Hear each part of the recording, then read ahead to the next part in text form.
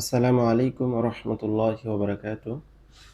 Basic to advance কোরআন শিক্ষা কোর্সের 18তম class. আজকে ক্লাসের বিষয় হচ্ছে ওয়াক্কাফ বা থামা। ওয়াক্কাফ মূলত কাকে বলে? ওয়াক্কাফ মূলত কাকে বলে এটা আগে আমাদের জানা দরকার। ওয়াক্কাফ বলতে বোঝায় আপনি যে তেলাওয়াত করবেন, তেলাওয়াতের মধ্যে কোথায় কতটুকু থামবেন। এই যে আমরা আলহামদুলিল্লাহি রাব্বিল আলামিন লিখলাম, এরপরে যদি আমরা না থেমে আর রহমানির রহিম এই যে পড়ে যাওয়া, এইটা কতটুকু উত্তম বা এইটা কতটুকু উচিত অনুচিত, এই যে বিষয়গুলা, এই বিষয়গুলাকেই কি বলে? ওয়াক্কাফ বলে। ওয়াক্কাফ বলে। আর এরপরে ওয়াক্কাফের একটা বিপরীত বিষয় আছে, সেটাও আমরা দেখবো ইনশাআল্লাহ। আসুন আমরা আগে ওয়াক্কাফ সম্পর্কে জানি। ওয়াক্কাফ কাকে বলে? ওয়াক্কাফ আরবি একটা শব্দ, যার অর্থ হচ্ছে থামা। ওয়াক্কাফ, ওয়াক্কাফ অর্থ হচ্ছে কি?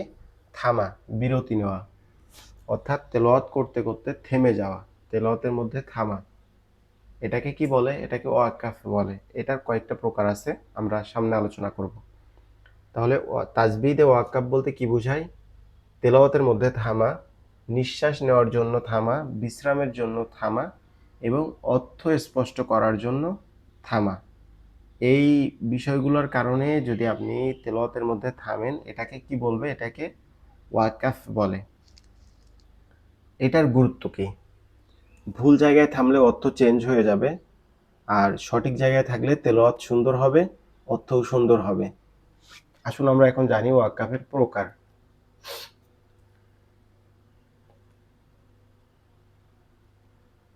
ওয়াকাফ ও সাকাহ, থামার দুই প্রকার। অর্থাৎ আমরা যে শুধু ভাবতেছি যে ওয়াক্কাফ মানে থামা, এটা না। এটার আরেকটা প্রকার আছে, তার নাম থামার আরেকটা বিষয়বস্তু আছে, তার নাম হচ্ছে কি? সাখতা। সাখতা, ঠিক আছে? ওয়াক্কাফ মানে কি? সম্পূর্ণ থেমে যাওয়া, শ্বাস নেওয়া, নতুনভাবে আবার শুরু করা, ঠিক আছে? আর সাখতা মানে কি? হালকা থামা, শ্বাস নেওয়া হয় না, শ্বাস নেওয়া যাবে না, অর্থাৎ হালকা থামতে পারবেন কিন্তু শ্বাস নিতে পারবেন না, আবার সাথে সাথে চালিয়ে যাবেন। যেমন আপনি যদি পড়েন আলহামদুলিল্লাহি রাব্বিল আলামিন আর রহমানির রহিম, অর্থাৎ একটু জাস্ট থামছেন আবার চালিয়ে গেছেন, না শ্বাস দমও নেন নাই, নিঃশ্বাসও নেন নাই, আবার সেখানে কি থামেনও নাই, এটাকে কি বলে? সাখতাহ। দুইটার মধ্যে পার্থক্য হচ্ছে ওয়াক্কাফ পূর্ণ বিরতি নিতে পারবেন, নিঃশ্বাস নিতে পারবেন, দম ছাড়তে পারবেন, রেস্ট মানে কি শ্বাস নিয়ে আবার নতুন করে শুরু করতে পারবেন। কিন্তু সাখতার মধ্যে বিষয় হচ্ছে দম ছাড়তে পারবেন না, হালকা থামতে পারবেন, শ্বাস নিতে পারবেন না, আর সাথে সাথে আপনাকে চালিয়ে যাইতে হবে। এখন আসুন আমরা ওয়াক্কাফের প্রকারগুলা দেখি। ওয়াক্কাফ কত প্রকার, কি কি? ওয়াক্কাফ হচ্ছে চার প্রকার। ওয়াক্কাফ চার প্রকার। একটা হচ্ছে ওয়াক্কাফে তাম, ওয়াক্কাফে কাফি, ওয়াক্কাফে হাসান, আর ওয়াক্কাফে কাবিহ। কাবিহ, এই যে ওয়াক্কাফগুলো আমরা দেখলাম, এগুলা এক একটার এক এক রকম অর্থ, এক একটার এক এক রকম নিয়ম। আমরা এটা পুরাটা সামনে আলোচনা করব এক এক করে, ধাপে ধাপে। ওয়াক্কাফে তাম বলতে কি বোঝায়? ওয়াক্কাফে তাম বলতে পূর্ণাঙ্গ থামা। এটার দুইটা চিহ্ন আছে। একটা হচ্ছে এরকম গোল মতো, যেটা সূরা ফাতিহার সমস্ত আয়াতগুলো শেষে থাকে। যেমন আমরা যদি দেখি যে আলহামদুলিল্লাহি রাব্বিল আলামিন,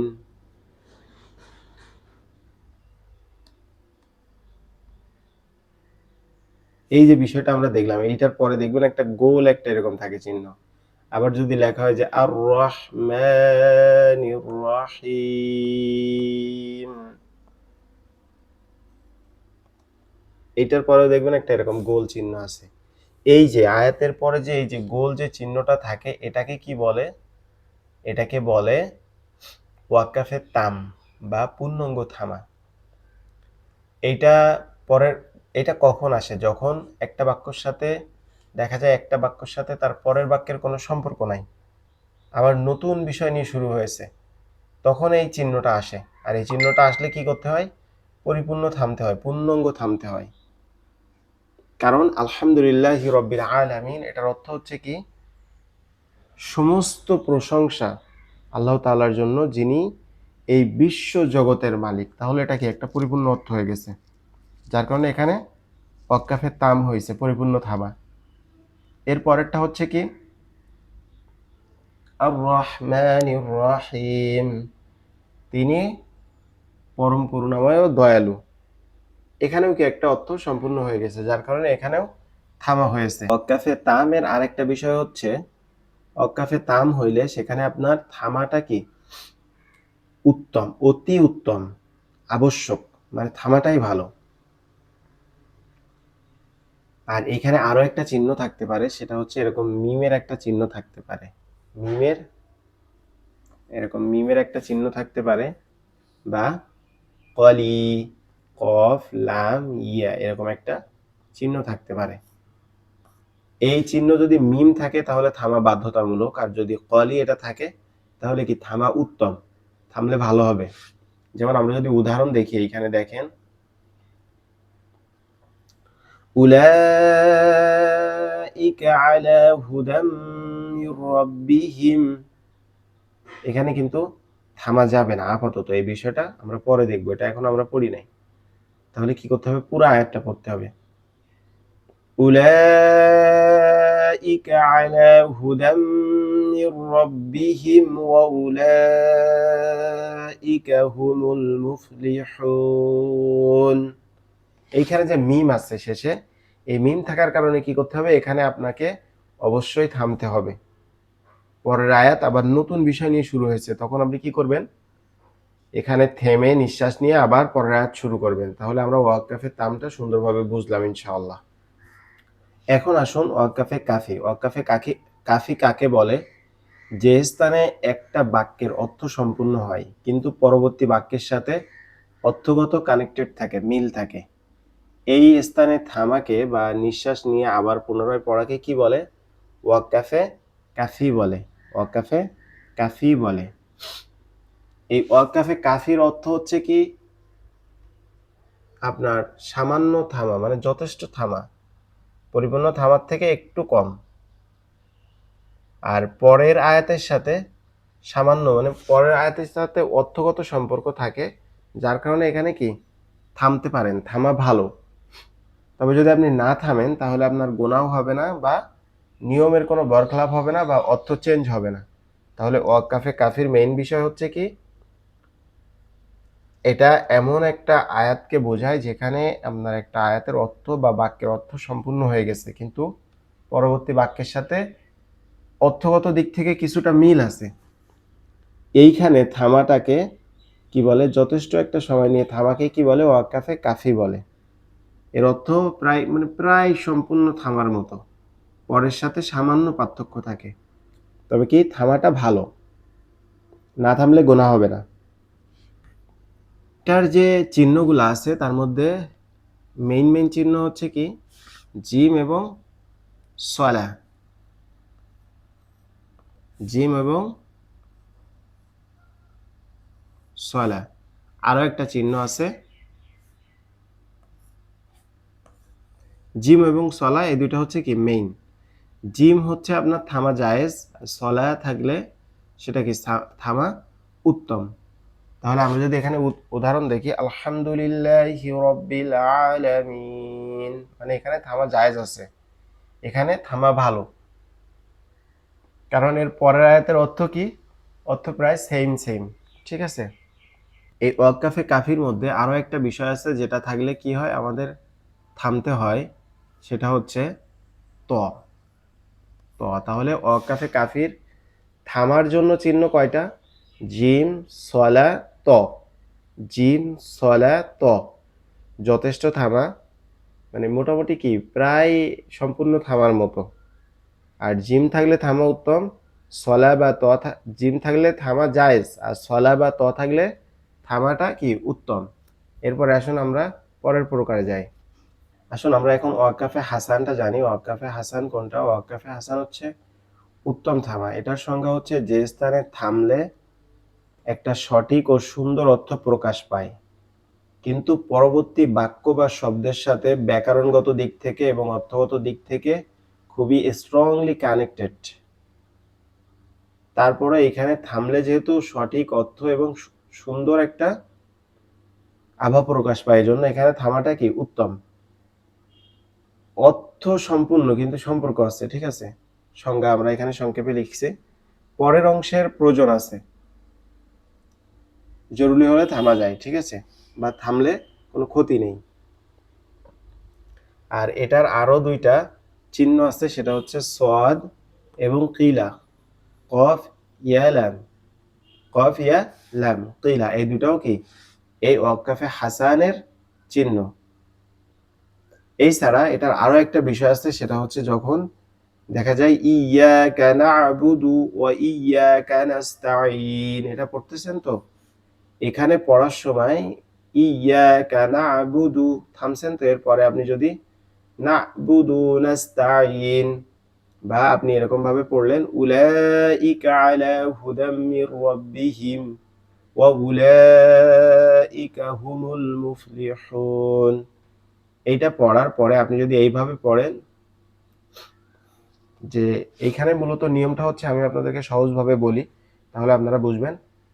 আপনি যেখানে একটা বাক্য বা একটা আয়াতের পরে থামছেন বা থেমে গেছেন ওয়াক্কাফে হাসানের কারণে, ওইটা যখন পরবর্তীতে শুরু করবেন, তখন ওই শব্দ থেকে, যেখানে থামছেন তার পরের শব্দ থেকে শুরু না করে তার পূর্বের একটা বা দুইটা শব্দকে সঙ্গে নিয়ে শুরু করাটাকে ওয়াক্কাফে হাসান বলে, ঠিক আছে। এটা হচ্ছে উত্তম ওয়াক্কাফ।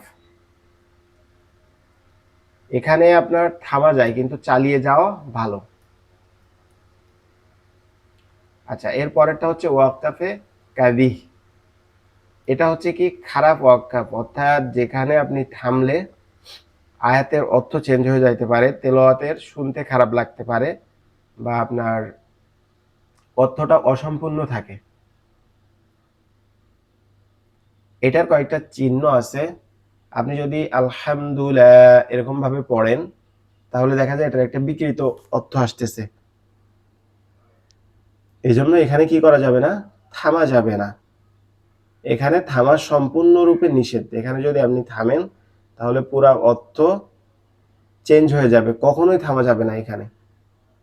এটার কয়েকটা চিহ্ন আছে, তার মধ্যে লা একটা। এই লা চিহ্ন থাকলে কি করা যাবে না, থামা নিষেধ। অথবা যদি আয়াতের মধ্যে কোনো চিহ্নই না থাকে, দেখা যায় আয়াত একটা আছে তার মধ্যে কোনো চিহ্ন নাই, লাও নাই, কোনো চিহ্ন নাই, তাহলে সেখানেও আপনি কি করতে পারবেন না, থেমে থেমে পড়তে পারবেন না। এটাকে কি বলে, এটাকে বলে ওয়াক্কাফে কাবিহ।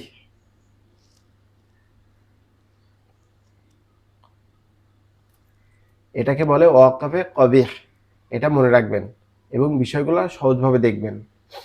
এরপরে হচ্ছে ওয়াক্কাফের চিহ্নগুলা দেখি, চলেন আমরা এখন কোরআনে ব্যবহৃত যে চিহ্নগুলা বেশি আসে সেগুলো আমরা এখানে দেখি। প্রথমটা দেখেন, প্রথমটা হচ্ছে মিম। মিম একটা চিহ্ন আসে, অধিকাংশ জায়গায় দেখা যায়। এটা হচ্ছে কি, এটা থাকলে অবশ্যই থামতে হবে আপনার, এটা অবশ্যই থামতে হবে।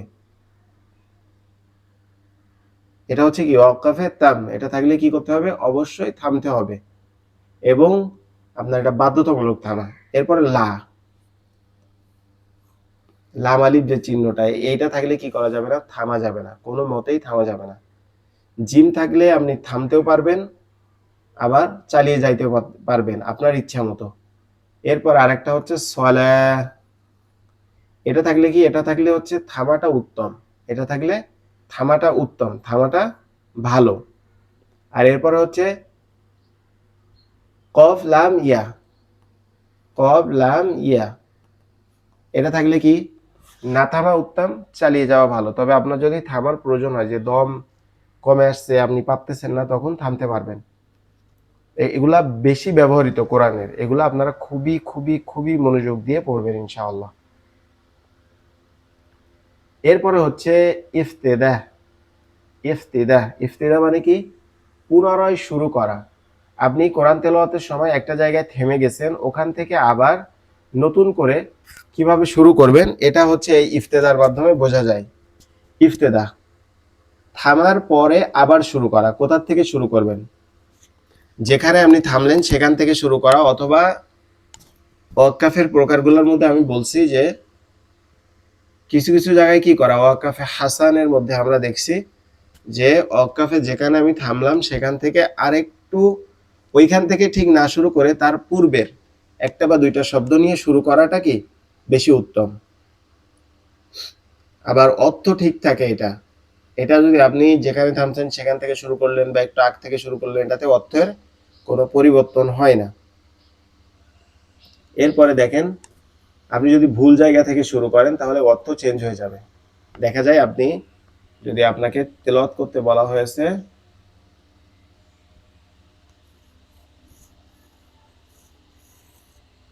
মালিকি ইয়াউমিদ্দিন, এখানে আপনি যদি ইয়াউমিদ্দিন থেকে শুরু করেন তাহলে কি এটা অর্থ পরিবর্তন হয়ে যাবে? এটা করা যাবে না, এটার অর্থ পরিবর্তন হয়ে যাবে, এটা করা যাবে না। এটা খেয়াল রাখবেন। তাহলে আমাদেরকে ইফতেদা কি শিখাই? ইফতেদা হচ্ছে থামার পর আবার শুরু করাকে ইফতেদা বলে। কোথা থেকে শুরু করবেন, কতটুকু শুরু করবেন, এটা আমি প্রত্যেকটা প্রকারের মধ্যে বলছি। ওয়াক্কাফের যেখানে থামলেন সেখান থেকে শুরু করতে পারেন প্রথম দুইটা প্রকারের মধ্যে। তৃতীয় নম্বর প্রকারের মধ্যে আপনি যেখানে থামছেন ওখান থেকে একটু আগে, অর্থাৎ পূর্বের একটা বা দুইটা শব্দ নিয়ে আপনি শুরু করতে পারেন।